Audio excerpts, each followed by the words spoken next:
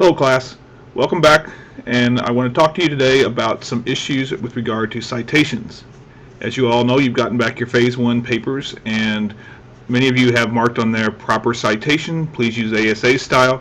So I thought what I'd do today is, in a real brief video, just show you what I mean by ASA style. So the first thing you want to do is you want to come up here and go to your assignments, and to your class papers, into your final research projects. And as you'll recall, this is now in several different places, but you recall I talked about some useful links on the ASA on how to cite. Of these, you can go to Purdue University, to AL, you can go to the American Sociological Association website, and you can also go to a couple sites here about plagiarism. I suggest you revisit those websites. You should have already seen them once or twice, but please revisit them. What I'd like to do today is to talk to you about the ASA Style Guide. So let's go to the asanet.org site. All right? This basically brings us to the ASA Quick Style Guide. The Style Guide is actually about 30 pages long. Rather than have you buy it, I just figure I keep it online with a short version. Okay, as you read through here, which I please do, it talks about what plagiarism is, and it also talks about it's not real simple that you purposely steal stuff, that you can even accidentally take other people's stuff and it can be considered plagiarism, so be very careful there. The second thing is that we'll have both citations in your text, as well as you need to have a reference list at the end of your paper. As you'll recall from the other video talking about what a literature review is, I don't want you just to use one person and talk about one person extensively, then talk about another person. You need to build in several themes to your document. To that end, you'll be quoting a number of different people in your not quoting, you'll be citing a number of different people. I don't expect to see very many quotes at all. You'll be citing people about what those themes, how those themes are played out, and how they're related to other people. So as you can see, the proper citation for, if just say you see one person, you want to say that Duncan says that whatever, you would cite Duncan like this, with Duncan 1959 inside commas, parentheses with a period afterwards.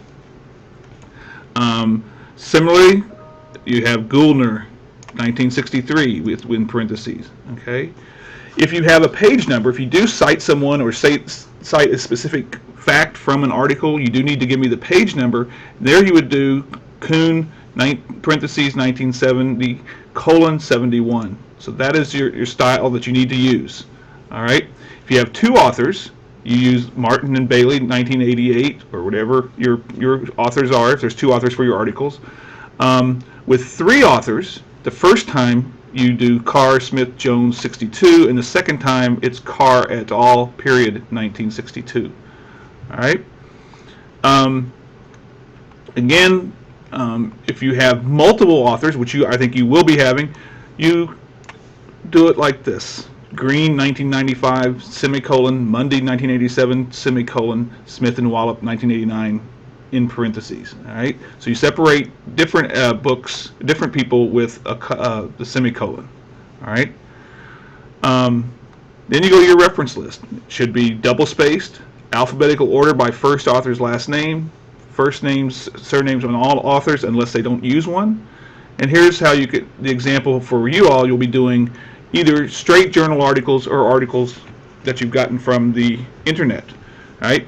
So basically, let's look at a straight journal article. This is Azeltine and Kessler. So Robert Azeltine is Azeltine, comma Robert H. period, comma Jr. period, and okay. You see how that's done?